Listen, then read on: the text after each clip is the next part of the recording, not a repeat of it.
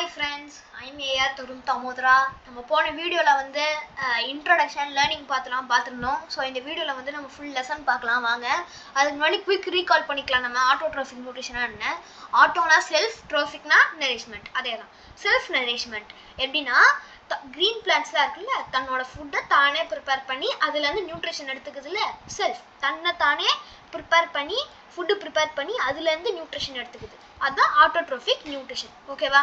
இப்போ வந்து நம்ம இந்த வீடியோவில் வந்து நம்ம நியூ டாபிக்ஸ்லாம் சிலதெல்லாம் பார்ப்போம் வாங்க போகலாம். Transpiration and respiration. இங்கே பாருங்கள், டிரான்ஸ்பிரேஷன் அண்ட் ரெஸ்பிரேஷன். இதை படிக்கிறதுக்கு முன்னாடி நம்ம ஸ்டொமேட்டானா என்னன்னு படிக்கணும். ஏன்னா அது ரெண்டும் இருக்கிறதுக்கு காரணமே இந்த ஸ்டொமேட்டா தான். இந்த ஸ்டொமேட்டா வந்து இருக்குல்ல, இது வந்து ஒரு சின்ன போர். லீஃபோட க்ரீன் பிளான்ஸ் இருக்கா, இந்த க்ரீன் பிளான்ஸோட லீஃபோட அண்டர் சைடில் இருக்கும். லீஃபுக்கு அடியில் என்ன தெரியுமா இருக்கும், இந்த மாதிரி குட்டி குட்டியாக ஸ்போர்ஸ் இருக்கும். இந்த ஸ்போர்ஸை வச்சு தான் காற்று இப்போ வந்து ஃபோட்டோசிந்தசிஸ் பண்ண கார்பன் டை ஆக்சைடு உள்ள தேவையில்ல, இதை வச்சு தான் கார்பன் டை ஆக்சைடை உள்ளே இழுக்கும். அதுக்கப்புறமா இதே ஸ்டொமேட்டா வச்சு தான் ப்ராசஸ்லாம் முடிஞ்சதுக்கப்புறமா குளுக்கோஸ் ப்ளஸ் ஆக்சிஜன் வரும்ல இதில் ஃபோட்டோசிந்தசிஸில். அப்போ ஆக்சிஜனை வந்து இது வழியாக தான் வெளியே விடும். ஓகேவா? சிம்பிள். இதுதான் respiration. Intake of oxygen, intake of carbon dioxide and release of oxygen. இது பிளான்ட். இது திறந்து, இது ஸ்டொமேட்டா ஓப்பனில் இருக்கும் போது இது இப்படி ஒர்க் ஆகும். ஓகேவா? டிரான்ஸ்பிரேஷன். டிரான்ஸ்பிரேஷனும் ஸ்டொமேட்டா ஓப்பனில் இருக்கும் போது தான், மார்னிங் தான் எல்லாமே இதே போது தான் நடக்கும். அந்த டிரான்ஸ்பிரேஷன் டோட்டலி வேறு. என்ன தெரியுமா டிரான்ஸ்பிரேஷன்னா? Removal of extra water from the plants. Extra water. இப்போ வாட்டர் நிறைய, இப்போ வந்து தண்ணி நிறைய இருக்குது பிளான்ட்டுக்குள்ளே, ரொம்ப வெளியே வந்து ஹாட்டாக வெயிலாக இருக்குது. அப்போ இருக்கும் போது பிளான்ட் வந்து அதை வந்து வெளியே, இப்போ வந்து பிளான்ட் வந்து அதை அதாவது அதை டிரான்ஸ்பயர் பண்ணும், வெளியே வந்து விடும். அப்போ வெளியே விடும் போது அது வந்து தன்னைத்தானே கூலாக வச்சுக்கும். இங்கே பாருங்க, it helps the plants to keep cool on hot days. இந்த மாதிரி டிரான்ஸ்பிரேஷன் ஆகுறதுனால இது வந்து பிளான்ட்ஸுக்கு வந்து கூலாக இருக்க ஹெல்ப் வந்து எப்போ தெரியுமா? ஹாட் டேஸில். இதுதான் transpiration. Removal of extra water from the leaves through the stomata is called transpiration. It helps the plant to keep cool on hot days. ஓகேவா? இப்போ இதெல்லாம் நம்ம பார்த்தோம். ஐ ஹோப் உங்களுக்கு வந்து ரெஸ்பிரேஷன் அண்ட் டிரான்ஸ்பிரேஷன் என்ன புரிஞ்சிருக்கும் நான் நம்புறேன். இப்போ வந்து நம்ம நெக்ஸ்ட் ஒன்று போகலாம். இந்த ஸ்டொமேட்டா க்ளோவ்ஸ்ல நிறைய பார்ட்ஸ் போட்டிருக்காங்க தெரியுமா? நம்ம வந்து இந்த பார்ட்ஸ் பற்றிலாம் பார்க்க போகிறது இல்லை. இந்த ஒரே ஒரு பார்ட் பற்றி தான் பார்க்க போகிறோம், காட் செல். இந்த காட் செல்லை பற்றி தான் நம்ம பார்க்க போகிறோம். இந்த காட் செல்னா என்ன, அதோட ரோல் என்ன, டிரான்ஸ்பிரேஷனில் மட்டும் பார்க்கலாம். ஓகேவா? ஸோ வாங்க, டிரான்ஸ்பிரேஷனில் அதோட ரோல் என்ன தெரியுமா? It controls the rate of transpiration. டிரான்ஸ்பிரேஷனோட அளவு, ரேட், அதை வந்து கண்ட்ரோல் பண்ணுது. இவ்வளோதான் டிரான்ஸ்பிரேஷன் ஆகணும், இவ்வளோதான் பண்ணணும்னு இந்த காட் செல் கண்ட்ரோல் பண்ணுது. ஓவராகவும் ஆயிடாது, ரொம்ப கம்மியாகவும் ஆகாது. காரணம் காட் செல். இந்த காட் செல் தான் அதை ரெண்டுத்தையும் போட்டு மேனேஜ் பண்ணி கண்ட்ரோல் பண்ணி வைக்குது. இதுதான் இந்த காட் செல்லோட ரோல் டிரான்ஸ்பிரேஷன்ல. ஓகேவா? ஐ ஹோப் உங்களுக்கு காட் செல்னா என்ன, அதுக்கப்புறமா டிரான்ஸ்பிரேஷன்னா என்ன அப்படின்னு புரிஞ்சிருக்கும். One more factor, on hot and windy days, ரொம்ப விண்டியான டேஸ்லயும் more water tends to be transpire. More water windy டேஸ்லயும் டிரான்ஸ்பயர் ஆக நிறைய வாய்ப்புகள் இருக்கு. Stomata remain closed during the night and therefore no transpiration takes place. Stomata எப்பவுமே நைட்ல க்ளோஸ் ஆயிடும். ஓகேவா? எப்பவுமே நைட்ல எல்லா ஸ்டொமேட்டாவும் க்ளோஸ் ஆயிடும், அதனால டிரான்ஸ்பிரேஷன் டேக் ஆகாது. இதுதான் சொல்றாங்க, அவ்வளவுதாங்க. ஓகே, இப்போ வாங்க நம்ம ஹெட்ரோட்ரோபிக் மோட் ஆஃப் நியூட்ரிஷன் பார்க்கலாமா? Okay, heterotrophic mode of nutrition நான் சொன்னதுதான். ஹெட்ரோனா அதர்ஸ், ட்ரோபிக்னா நரிஷ்மெண்ட். Others nourishment. பிளான்ட் வந்து தன்னோட ஃபுட்டுக்காக அதர் ஆர்கானிசம்ஸை டிபெண்ட் பண்ணுறது தான் ஹெட்ரோட்ரோபிக் நியூட்ரிஷன். க்ரீன் பிளான்ட்ஸ் மாதிரி சில பிளான்ட்ஸால தன்னோட ஃபுட்டை தானே ப்ரிப்பேர் பண்ணிக்க முடியாது, அதுதான் ஹெட்ரோட்ரோபிக் நியூட்ரிஷன். அதோட ஃபுட்டை தானே ப்ரிப்பேர் பண்ண முடியாததுனால அது வந்து மற்ற ஆர்கானிசம்ஸை டிபெண்ட் பண்ணிடுது அதோட நியூட்ரிஷனுக்கு. அதுதான் இதில் வந்து இத்தனை டைப்ஸ் இருக்குது, இத்தனை வகையாக அது வந்து பிளான்ட்ஸ் வந்து நியூட்ரிஷனை வந்து அப்சர்வ் பண்ணுவோம் மற்றதுலேருந்து. ஃபர்ஸ்ட் நம்ம பேராசைட்டிக்னா மோட் ஆஃப் நியூட்ரிஷனா என்னன்னு பார்க்கலாம். Parasitic mode of nutrition. Parasitic plant is the plant that obtains all or part of its nutrition from another plant, the host, without contributing to the benefits of host, and in some cases causing extreme damage to the host plant. Plant parasites may be total or partial parasites. First, parasites na enna? இப்போ வந்து parasites எல்லாத்துலேயும் இருக்கும், அனிமல்ஸ்லேயே இருக்கும், நம்மளே இருக்கு.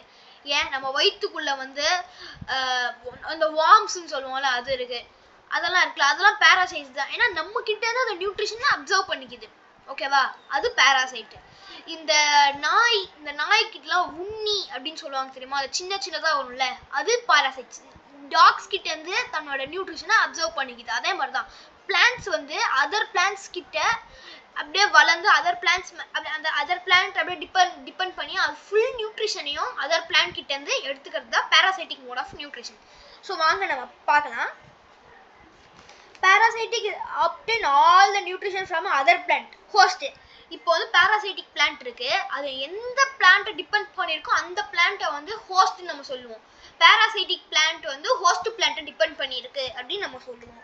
ஓகேவா, சில நேரத்தில் வந்து ஃபுல்லாக அதாவது ப்ரிப்பேர் பண்ணுற எல்லா ஃபுட்டையும் ஹோஸ்ட் பிளான்ட் கிட்ட இருந்து அதாவது இந்த பேராசைட்டிக் பிளான்ட் வாங்கி ஹோஸ்ட்டுக்கு எந்த யூஸுமே இல்லாமல் ஹோஸ்ட்டை வந்து எக்ஸ்ட்ரீம் டேமேஜ் போட அளவுக்கு கூட இந்த பேராசைட்டிக் பிளான்ட் பண்ணும். அதே தான் பாருங்க, without contributing to the benefits of the host. ஓகேவா, அவ்வளோதான். இப்போ வந்து இதில் 2 டைப்ஸ் இருக்கு. ஓகேவா, டோட்டல் பேராசைட், பார்ஷியல் பேராசைட். ஓகேவா, டோட்டல்னா ஃபுல்லாகவே ஃபுட்டு எல்லாத்துக்குமே அதர் பிளான்ட்டை டிபெண்ட் பண்ணி இருக்கிறது தான் டோட்டல் பேராசைட். பார்ஷியல் பேராசைட்னா என்ன தெரியுமா, இப்போ வந்து ஃபுட்டை அதாவது ஃபோட்டோசிந்தசிஸ் பண்ணிக்கிறதுக்கு வாட்டரு, கொஞ்சம் கார்பன் டை ஆக்சைடு, அந்த மாதிரி பார்ஷியலாக ஒரு சில குறிப்பிட்ட ஒரு நேச்சுரல் ஐட்டம்ஸ் அவைலபிள் மெட்டீரியல்ஸை மட்டும் மற்ற பிளான்ட் கிட்ட இருந்து வாங்கிக்கிறது தான் பார்ஷியல் பேராசைட்ஸ். ஓகேவா, ஐ ஹோப் உங்களுக்கு எல்லாம் புரிஞ்சிருக்கும்னு நினைக்கிறேன். ஓகேவா, இப்போ நம்ம வந்து எக்ஸாம்பிள் பார்த்துடலாம். இந்த total parasites are plants which depend totally on other plants for their nutrition. For example, கஸ்கியூட்டான்னு ஒரு பிளான்ட் இருக்குங்க, அது டோட்டலி லீஃப்லெஸ், உங்களுக்கு வந்து லீஃபே இருக்காது. ஓகேவா, they have yellow twining stem like structure.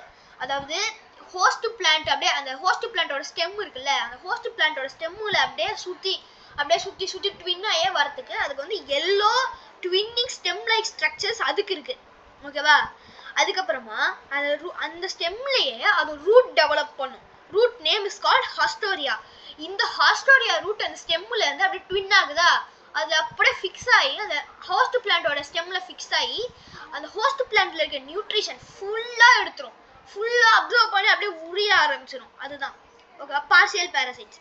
Partial பேராசைட்ஸ்க்கு எக்ஸாம்பிள் வந்து பார்த்தீங்கன்னா மிஸ்லீட்டோ அப்படின்னு ஒரு பிளான்ட் இருக்கு. இந்த பிளான்ட் வந்து CO2க்கும் வாட்டருக்கு மட்டும் அதர் பிளான்ட்ஸை வந்து டிபெண்ட் பண்ணியிருக்கும். அவ்வளோதாங்க, முடிஞ்சது. இப்போ வந்து நம்ம சாப்ரோஃபைட்டிக் மோட் ஆஃப் நியூட்ரிஷனை பற்றி பார்க்கலாம். நீங்கள் சாப்ரோஃபைட்டிக் பொருள் நீங்கள் என்னைக்காவது உங்கள் வீட்டில் ஏதாவது ஒரு பொருளோ இல்லை ஏதாவது மழைலாம் ஏதாவது வந்தால் என்னைக்காவது உங்களோட வீட்டில் ஏதாவது ஒரு திங்ஸ் சாப்பிட்ற ஐட்டம் மேலே ஃபங்கஸ் வளர்ந்துருக்கு பார்த்தீங்களா? ஃபங்கஸ் வளர்ந்துருக்கும், அது வளர்ந்து அப்படி பெருசாகிட்டே போகும். பார்த்து ஃபங்கஸோ இல்லை மஷ்ரூமோ ஏதோ ஒன்று வளரும்ல, அதுதான் சாப்ரோஃபைட்டிக் மோட் ஆஃப் நியூட்ரிஷன். அதுவும் ஒரு டைப் ஆஃப் பிளான்ட் மாதிரி தான். பிளான்ட் தான், ஆனால் அதுக்கிட்ட க்ரீன் லீஃப் கிடையாது, ஃபோட்டோசிந்தசிஸ் பண்ண முடியாது. அதனால மற்ற ராட்டன் அதாவது எந்த நீங்களே பார்த்துருக்கீங்கல்ல, பிரெட் ரொம்ப நாள் இருந்தாலும் ஃபங்கஸ் பிடிச்சிரும், சப்பாத்தி அந்த மாதிரி எது இருந்தாலும் ஃபங்கஸ் பிடிச்சிரும்ல. அதில் வந்து ஃபங்கஸ் வந்து எதுக்கு தெரியுமா வளருது, தன்னோட நியூட்ரிஷனை வந்து அப்சர்வ் பண்ணிக்கிறதுக்கு தான் வருது. அதுலேருந்து நியூட்ரிஷன் அப்சர்வ் பண்ணிக்கும். அது ரொம்ப நாள் ஆனால் அந்த ரோட்டன் அந்த இதில் வந்து வளர்ந்து தன்னோட நியூட்ரிஷனை அதுலேருந்து ஃபுல்லாக அப்சர்வ் பண்ணிட்டு போகிறது தான் சாப்ரோஃபைட்டிக் மோட் ஆஃப் நியூட்ரிஷன். இங்கே பாருங்க, organisms that feed on dead organic remains of other organisms called saprophytic. For example, bread, mold, yeast, fungi, mushroom. இந்த மாதிரி பிரெட்ல முக்கியமா இங்க பாருங்க that feed on dead organic remains. இப்போ வந்து நீங்க அப்படியே ஒரு சப்பாத்தியை வச்சிட்டீங்கன்னு வைங்களேன், அந்த சப்பாத்தியில கொஞ்சம் தண்ணி தெளிச்சு ஒரு க்ளோஸ்டு கண்டெய்னர்ல நீங்க வச்சிட்டீங்கன்னா ஒரு 2 to 5 டேஸ்க்குள்ள அதுல பாத்தீங்கன்னா நீங்க அவ்வளவு ஸ்ட்ராங்கா ஃபங்கஸ் வளர்ந்துருக்கும். அது என்ன பண்ணுது தெரியுமா? ஃபங்கஸ் வளர்ந்து அதுல இருக்க அந்த சப்பாத்தியில இருக்கிற அந்த நியூட்ரிஷன் எல்லாம் ஃபங்கஸுக்கு அப்சர்வ் பண்ணிக்குது. அதுதான் நடக்குது. ஓகேவா? The organism that feed on dead organic remains. ஓகேவா? நெக்ஸ்ட் இந்த இது இருக்குல்ல, இந்த ஃபங்கஸ் இருக்குல்ல, இந்த ஃபங்கஸ் வந்து எப்படி வந்து இது எப்படி ஜெர்மினேட் ஆகுதுன்னு நம்ம பார்க்கலாம். ஜெர்மினேஷன்னா தெரியும்ல, ஒரு இடத்துல இருந்து சீட்ஸ் இன்னொரு இடத்துக்கு போறது, அதுதான் ஜெர்மினேஷன். அந்த ஜெர்மினேஷன் எப்படி ஆகுது நம்ம இதுல பார்க்கலாம். ஃபங்கஸ் வளரும் போது ஸ்போராஞ்சியம் அப்படின்னு ஒரு ஃபங்கஸ் வளரணுங்க. அந்த ஃபங்கஸ் வந்து அதான் புக்ல எக்ஸாம்பிளா கொடுத்துருக்காங்க. அந்த ஃபங்கஸ் வந்து வளரும் போது அந்த ஃபங்கஸ் எல்லா ஃபங்கஸும் வளருதே வச்சுக்கோங்க. நார்மலான ஒரு ஃபங்கஸ் வளருதே வச்சுக்கோங்க. வளரும் போது வந்திருக்கும் போது டாப்ல வந்து குட்டி குட்டியா ஸ்போர்ஸ் மாதிரி இருக்கும். குட்டி குட்டியா ஸ்போர்ஸ், தூள் மாதிரி குட்டி குட்டியா ஸ்போர்ஸ் மாதிரி இருக்கும். நீங்க நார்மலான ஃபங்கஸ்ல கை வச்சு தேய்ச்சிங்கனாலே உங்க கையில ஒரு மாதிரி ஒட்டுற மாதிரி உங்களுக்கு ஃபீல் ஆகும். அதுதான் அது வந்து காத்துக்கு பறக்கும். அப்படியே காத்துக்கு அப்படியே பறந்து மத்த இதுல போய் இப்போ ஒரு organic remains, death organic remains இருக்குன்னு வச்சுக்கோங்க. அதுல வந்து ஃபங்கஸ் வளர்ந்துருச்சு. இப்போ அந்த ஸ்போர்ஸ் வந்து குட்டி குட்டி ஸ்போர்ஸ் வந்து அப்படியே பறந்து போய் இன்னொரு டெத் ஆர்கானிக் ரிமைன்ஸ்ல விழுந்துருச்சுன்னா கொஞ்ச நாள்லயே அதுலயும் ஃபங்கஸ் வளர ஆரம்பிச்சிடும். இந்த மாதிரிதான் அப்படியே ஃபங்கஸ் வந்து ரீப்ரொடியூஸ் பண்ணிட்டே போகும். ஓகேவா? ஐ ஹோப் உங்களுக்கு வந்து சாப்ரோஃபைட்டிக் மோட் ஆஃப் நியூட்ரிஷனா என்னன்னு தெரிஞ்சிருக்கும் நான் நம்புறேன். இன்னொரு வாட்டி நான் சொல்லிக்கிறேன். Organisms that feed on dead organic remains, அதாவது தன்னோட உணவை டெட் ஆர்கானிக் நியூட்ரிஷனை தன்னோட நியூட்ரிஷன் அண்ட் ஃபுட்டை வந்து டெட் ஆர்கானிக் ரிமைன்ஸ்ல இருந்து ஃபீட் பண்ணிக்கிறது தான் சாப்ரோஃபைட்டிக் மோட் ஆஃப் நியூட்ரிஷன். ஓகேவா? இப்போ பாருங்க சிம்பயோட்டிக் மோட் ஆஃப் நியூட்ரிஷன். இந்த சிம்பயோட்டிக் மோட் ஆஃப் நியூட்ரிஷன்ன்றது ரொம்ப டிஃபரெண்ட்டுங்க. எப்படி தெரியுமா? When two organisms live in close association to benefit each other, it is called a symbiotic relationship. For example, fungi and algae live in close association called lichen.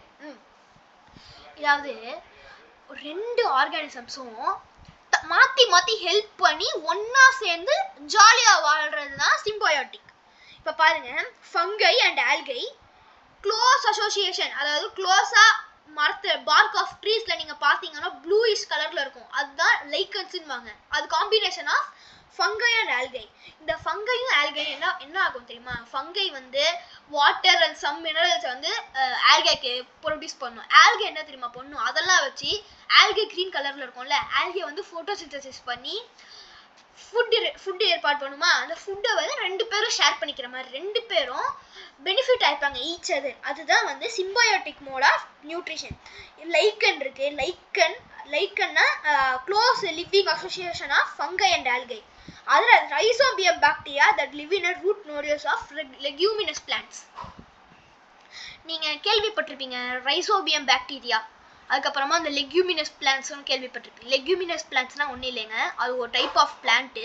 அந்த பிளான்ட்டோட root nodules இருக்கும். அந்த root நாடியூல்ஸ்குள்ள வந்து rhizobium பாக்டீரியாவும் இருக்கும்.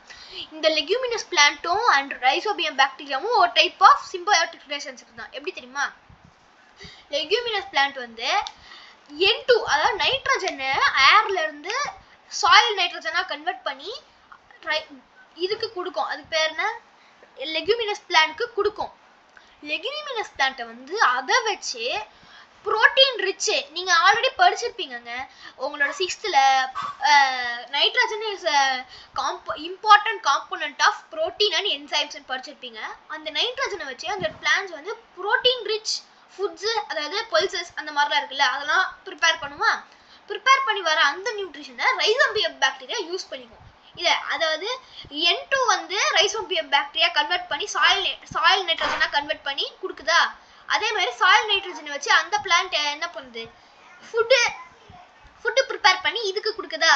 இதுவும் ஒரு வகையா symbiotic relationship தான். ஓகேவா? ஓகே, இப்போ உங்களுக்கு சிம்பயாட்டிக் ரிலேஷன்ஷிப்னா என்னன்னு புரிஞ்சிருக்கோம்னு நினைக்கிறேன். நெக்ஸ்ட் வாங்க நம்ம ஹோலோசோயிக் மோட் ஆஃப் நியூட்ரிஷன் போகலாம். Whole complete zoic life. இது மீனிங் வந்து எப்படி சொல்கிறது, எனக்குமே கொஞ்சம் புரியல. அதனால மீனிங் நான் நெக்ஸ்ட் வீடியோவில் சொல்கிறேன். ஸோ வாங்க நம்ம வந்து ஹோலோசோயிக் எப்படி அது என்னதுன்னு மட்டும் பார்த்துருவோம். நீங்கள் பார்த்துருப்பீங்க, பிளான்ஸ் வந்து எப்போவுமே அதர் ஆர்கானிசம்ஸை டிபெண்ட் பண்ணியிருக்கோம். ஆனால் மற்ற ஆர்கானிசம்ஸை அடித்து சாப்பிட்றோம். அதாவது ஐ மீன் ஹண்ட் பண்ணும். எப்படி தெரியுமா ஹண்ட் பண்ணி சாப்பிட்றது? ஹோலோசோயிக் நியூட்ரிஷன்ஸ் வேர் பிளான்ட் கேப்சர் இன்செக்ட்ஸ். பூச்சிங்களை அடித்து அந்த பூச்சிங்கலேருந்து தன்னோட நியூட்ரிஷனை அண்ட் ஃபுட்டை அப்சர்வ் பண்ணிக்குவாங்க. அதாங்க, and observe nutrition from them. They are also known as carnivorous plant or insectivorous plant. இந்த டைப் ஆஃப் பிளான்ட்ஸ் வந்து கார்னிவோரஸ் பிளான்ட்னு சொல்லலாம், இன்செக்டிவோரஸ் பிளான்ட்னு சொல்லலாம். இந்த மாதிரி பிளான்ட் வந்து தன்னோட நியூட்ரிஷனுக்காக, அதாவது மற்ற பூச்சிங்களை வந்து இன்செக்ட்ஸை வந்து அட்ராக்ட் பண்ணி தங்கிட்ட வர வச்சு அதை அடித்து அது சாப்பிட்டு தன்னோட நியூட்ரிஷனை ப்ரிப்பேர் பண்ணிக்கோங்க. அதாங்க. சரி வாங்க நம்ம பார்க்கலாம். இப்போ வந்து மெனி டைப் ஆஃப் இது இருக்கு, இன்செக்டிவோரஸ் பிளான்ட் இருக்கு. Venus flytrap, sundew, drosera, bladderwort. Bladderwort is also known as utricularia. அது வந்து பிளாடர்வர்ட் வந்து வாட்டர் பிளான்ட்டுங்க. ஓகேவா? சரி வாங்க நான் எல்லாத்தையும் உங்களுக்கு வந்து கிளியர் கட்டாக சொல்கிறேன். அதாவது most of the insectivorous plant வந்து அஸ்ஸாமில் தான் நம்மளால பார்க்க முடியும். அதாவது ஈச் ஆஃப் த பிளான்ட்ஸும் எல்லா பிளான்ட்டுக்குமே, எல்லா இன்செக்டிவோரஸ் பிளான்ட்டுக்குமே different type of trapping mechanism இருக்கும். ஓகேவா? சரி வாங்க நம்ம இப்போ இதை பற்றி பார்க்கலாம். எந்தெந்த பிளான்ட்டை எப்படிலாம் வந்து தன்னோட மெக்கானிசம் யூஸ் பண்ணி தன்னோட இன்செக்டை வந்து ட்ராப் பண்ணுதுன்னு பார்க்கலாம். Venus flytrap. ஃபர்ஸ்ட் வீனஸ் ஃப்ளைட்ராப்புக்கு 2 கிட்னி ஷேப் ஹாஃப்ஸ் இருக்கும். ஓகேவா? கிட்னி ஷேப் ஹாஃப் அப்படியே திறந்து இருக்கும். ஓகேவா? அந்த கிட்னி ஷேப் ஹாஃப் திறந்து இருக்கும் போது அப்படியே அந்த செடி அந்த பிளான்ட் இருக்கும், அது நிறைய கிட்னி ஷேப் ஹாஃப் அப்படியே திறந்துருக்கும். அந்த 2 ஹாஃப் திறந்துருக்கும் போது அதுக்குள்ள வந்து ஏதாவது இன்செக்ட் உட்காந்துச்சுன்னு வைங்களேன். இன்செக்ட் உட்காந்து அது ஆட்டோமேட்டிக்காக சென்ஸ் பண்ணி அப்படியே அந்த இதை மூடிக்கும். அது அப்படியே எப்படி சொல்றது, இதை உங்களுக்கு மூடிக்கும். நான் அந்த பிக்சர் உங்களுக்கு காமிக்கிறேன் பாருங்க, ஒரே நிமிஷம்.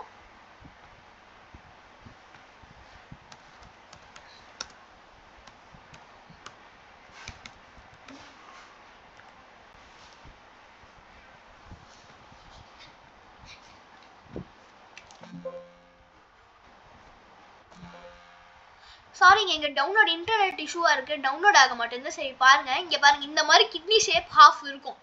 ஓகேவா? கிட்னி ஷேப் ஹாஃப் இருக்கும் போது இதுக்குள்ளே வந்து ஒரு இன்செக்ட் வந்து உக்காந்துச்சுன்னு வைங்களேன்.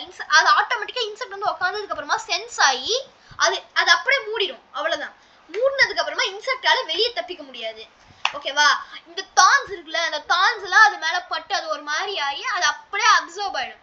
அப்சர்வ் ஆனதுக்கு அப்புறமா கொஞ்ச நேரம் கழிச்சு அதுவாகவே திறந்துடும். இந்த வேஸ்ட் அந்த கழிவு இருக்குல்ல, அந்த கழிவு வந்து அது அப்படியே இதுவாயிடும். அவ்வளோதான். இதுதான் வீனஸ் ஃப்ளைட்ராப். இது வீனஸ் ஃப்ளைட்ராப்போட ட்ராப்பிங் மெக்கானிசம். ஓகேவா? இப்போ வந்து சன்டியூ அப்படின்னு ஒரு பிளான்ட் இருக்கு. அந்த பிளான்ட்டை பற்றி அந்த பிளான்ட் பிக்சர் நான் உங்களுக்கு காமிக்கிறேன் பாருங்க.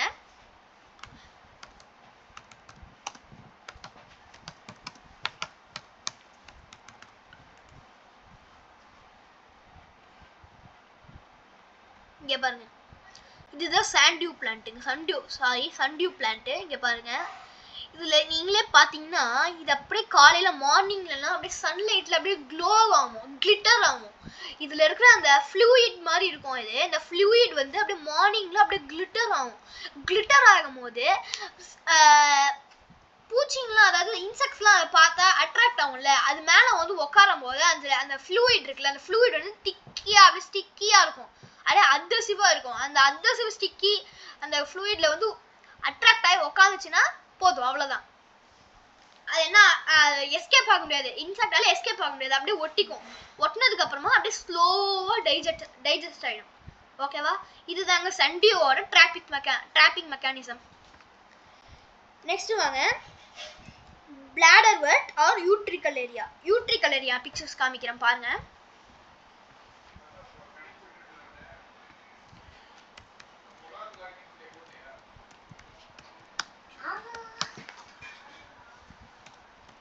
கொஞ்சம் வெயிட் பண்ணுங்க.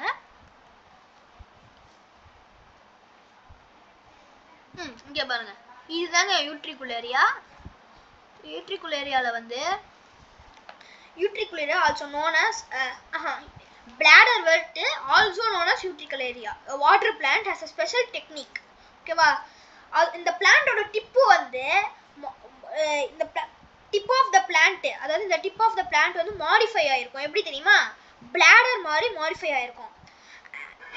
அதுக்கப்புறமா டூ ஸ்மால், ரொம்ப குட்டியான, அதாவது பூச்சி வந்து உள்ள போறதுக்கான ஸ்மால் ட்ராப் டோர் இருக்கும்.